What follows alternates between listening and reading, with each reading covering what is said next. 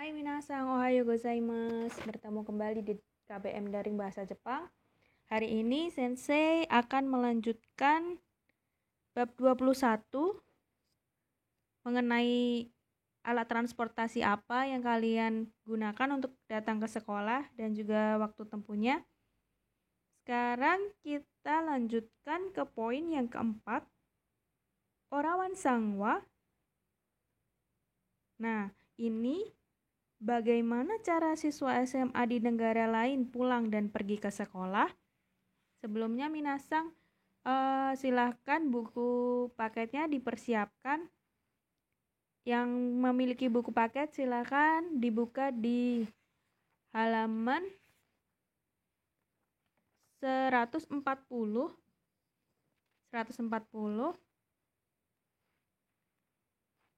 Ada lembar kerja 5.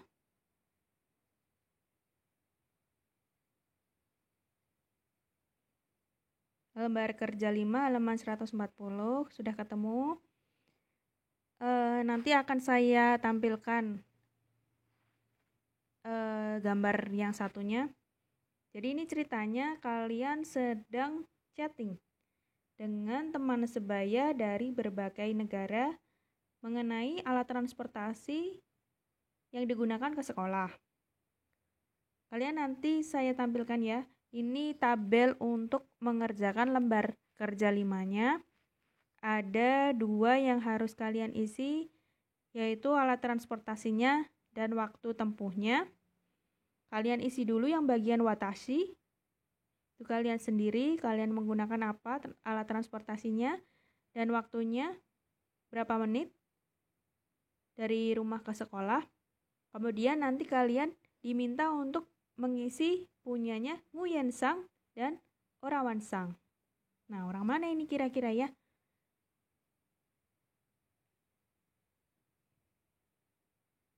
Hai, ini dia.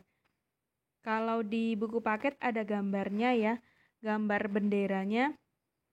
Kalau si Nguyen-sang ini dari negara Vietnam, sedangkan yang Orawan-sang ini dari negara Thailand. Sayangnya di sini tidak ada gambarnya. Saya akan bacakan yang bagian hijau itu saya atau kalian ya. Settingannya. Saya mulai. Watashi wa aruite gakkou e ikimasu. Uchi kara gakkou made dono gurai desu ka? 5分ぐらいです。いいですね。私は自転車で行きます。15分ぐらいです。オラワンさんは毎日バスで行きます。1時間ぐらいです。大変ですね。Kita lihat. Ya, watashi wa arite gakkou ikimasu. Berarti alat transportasinya yang di lembar saya diisi arite. Berapa jarak tempuhnya? Silahkan diisi. Berikutnya yang Nguyen-sang. Yang laki-laki ya. Uchi kara gakkou made jitensha de ikimasu. Lalu waktu tempuhnya berapa? Dan yang terakhir, Orawan-sang. Yang paling lama siapa ini minasan? Jarak tempuhnya. Kalau sudah diisi, kita lanjutkan berikutnya. Ada refleksi materi pembelajaran yang kedua. Kita belajar tentang kosakata baru. Perhatikan perbedaan kedua kalimat berikut ini.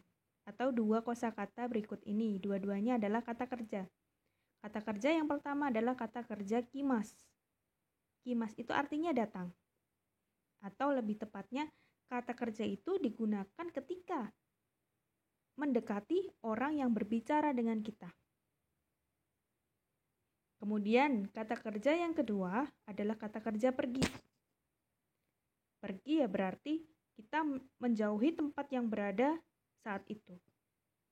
Misalnya nih, ada contoh situasi si A sedang ada di sekolah, nungguin si B ini.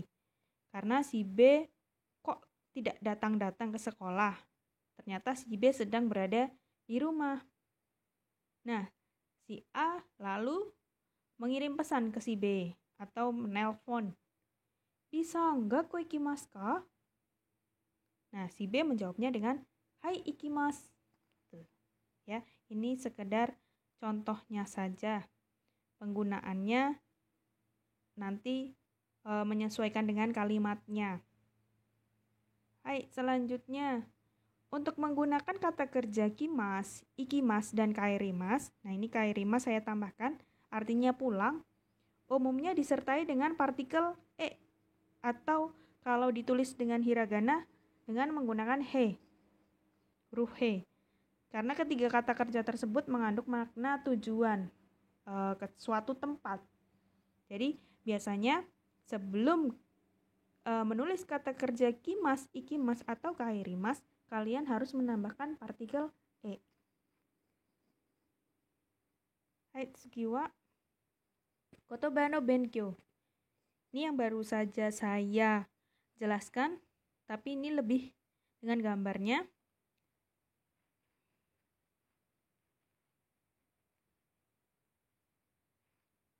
Ikimas, kimas, dan kaerimas.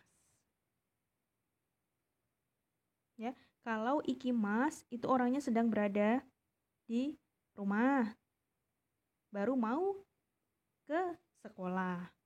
Sedangkan kalau kimas ini juga orangnya sudah tiba atau sudah ada di sekolah. Sedangkan kalau kaerimas kembali lagi ke titik awalnya. Berikutnya ada latihan. Latihan di halaman 142. 142. Kalian disuruh untuk melengkapi kalimat dengan tepat menggunakan pilihan kata yang tersedia. Pilihan katanya ada 5. Ada yang menggunakan kata kerja mas dan juga kata kerja bentuk masta atau bentuk lampau. Hai, untuk itu sebelumnya kita dengarkan contohnya. Karena yang nomor 1 itu sudah terisi ya. Kita dengarkan dulu. 1. 母は医者です。毎朝7時に病院へ行きます。Hai, yang mana? Silakan, tadi ada jawabannya ikimas. Byoin, rumah sakit. Hai, selanjutnya dengarkan baik-baik untuk yang nomor 2. 2. 私はバリに住んでいます。昨日、友達がスラバヤから来ました。明日、私たちは一緒に山へ行きます。Hai, ada 2 jawabannya. Yang satu bentuk lampau dan yang satu bentuk mas biasa. Yang mana tadi?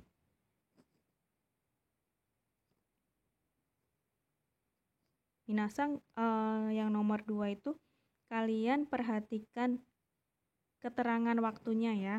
Sebelum mengisi kalimatnya yang ini itu harus menggunakan lampau atau tidak, itu kalian lihat dulu keterangan waktunya. Di situ ada yang nomor 2 ada kino dan juga ashita.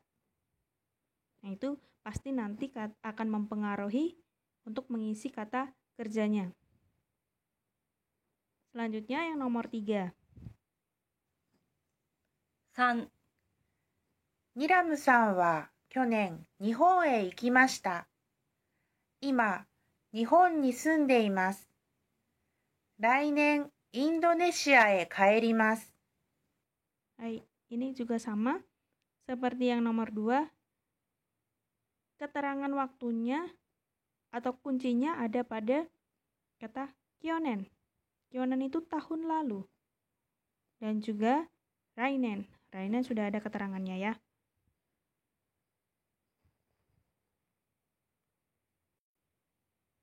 Berikutnya ada bunka.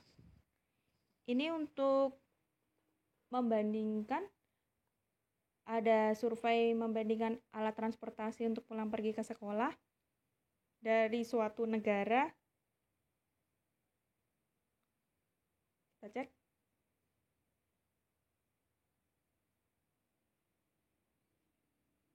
Hai. Grafik berikut adalah hasil survei yang diselenggarakan pada tahun 2014 mengenai alat transportasi ke sekolah di Jepang. Mengapa hasilnya seperti ini? Kita lihat yang paling banyak digunakan orang Jepang untuk transportasi ke sekolah adalah jalan kaki. Jalan kaki, kemudian yang kedua adalah menggunakan sepeda, KRL, bis, mobil pribadi sedikit ya, dan lain-lain. Kalau kita bagaimana? Kalau di tempat kita sepertinya lebih banyak menggunakan kendaraan pribadi ya. Dan yang jalan kaki juga kelihatannya lebih sedikit. Tuh, berikutnya.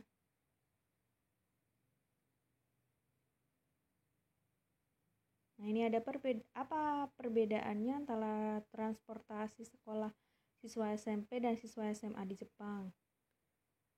Silakan ini untuk kalian ini ya, analisa saja.